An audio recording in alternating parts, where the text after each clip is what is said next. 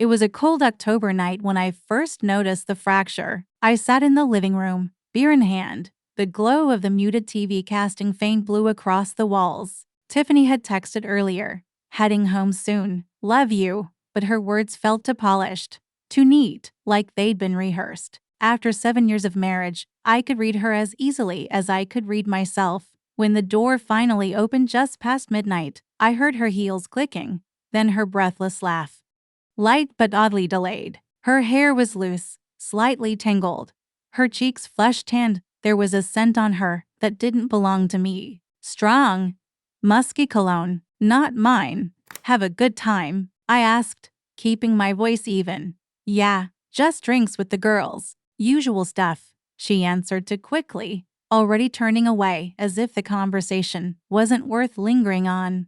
I nodded, smiled even, but inside something tightened. I didn't confront her, not yet. Instead, I marked the moment in my mind, storing it away like evidence. 2 weeks later, she announced another girls' night. This time she looked different, the makeup sharper, the perfume heavier, the outfit chosen like it was meant to be noticed. I told her she looked nice, and she smiled, but didn't meet my eyes. An hour later, my phone buzzed. It was Mark, my best friend since college. His voice was low, careful. Trevor, I don't want to get in the middle of anything, but I'm at Murphy's bar right now. Tiffany's here, and she's not with girlfriends. My chest went cold. Who's she with? Some guy. Tall, dark hair. They're close. Too close. I grabbed my keys, hard hammering, and drove straight there. But by the time I arrived, they were gone. Mark filled in the blanks, his eyes heavy with pity. Tiffany hadn't just been sitting beside the man, she was leaning into him, laughing in that way she used to with me. I drove home in silence. When she returned, hours later, smelling faintly of the same cologne I'd noticed before, I didn't say a word. Not yet. I knew patience would serve me better than rage. Asterisk.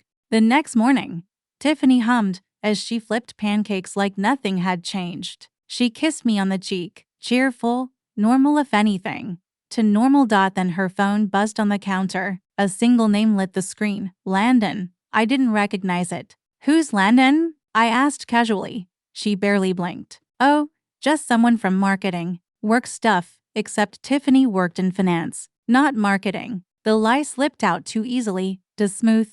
I nodded, pretended to buy it, but my pulse raced. Later, when she stepped into the shower, I picked up her phone. The passcode was the same as always. My hands shook as I typed it in.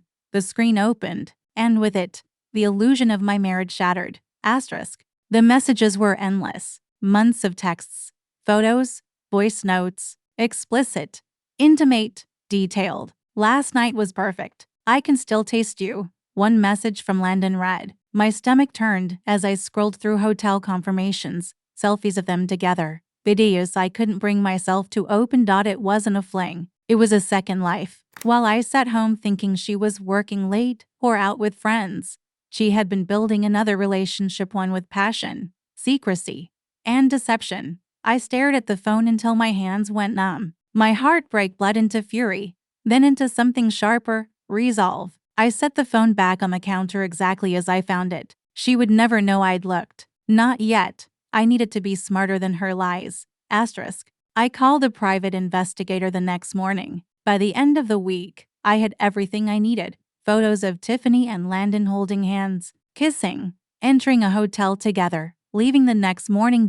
Every lie she'd told, every cover story, it all crumbled under the weight of those pictures. Strangely, I didn't feel heartbreak anymore, only clarity. I met with a lawyer, laid out the evidence, and filed for divorce. All of my premarital assets protected, all of her games neutralized. For the first time in weeks, I felt control return to my chest like oxygen filling my lungs. The following Saturday, Tiffany slipped out in a black dress for another girls' night. As soon as her car pulled away, I called the locksmith. By midnight, her clothes were folded neatly into suitcases by the door. At 3 a.m., the front door rattled, then pounding. Then her voice, Trevor? What the hell, my key doesn't work. I opened the door just enough to show her the stack of luggage. Then I pulled out the folder of photos and dropped them at her feet.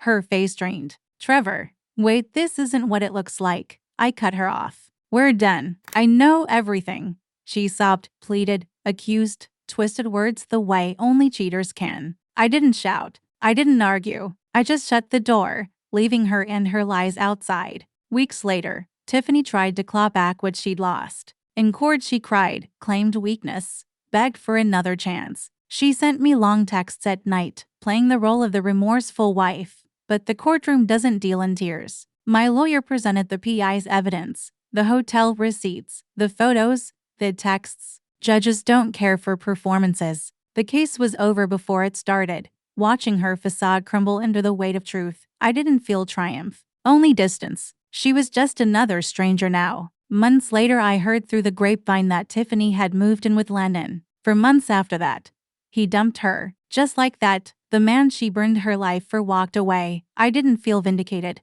Not joy, not revenge, just peace. I sold the house, packed my own bags, and left the city for good. A new town, a smaller apartment, a life entirely my own. For 7 years I thought marriage meant forever. But sometimes freedom means shutting the door quietly, firmly, and never looking back.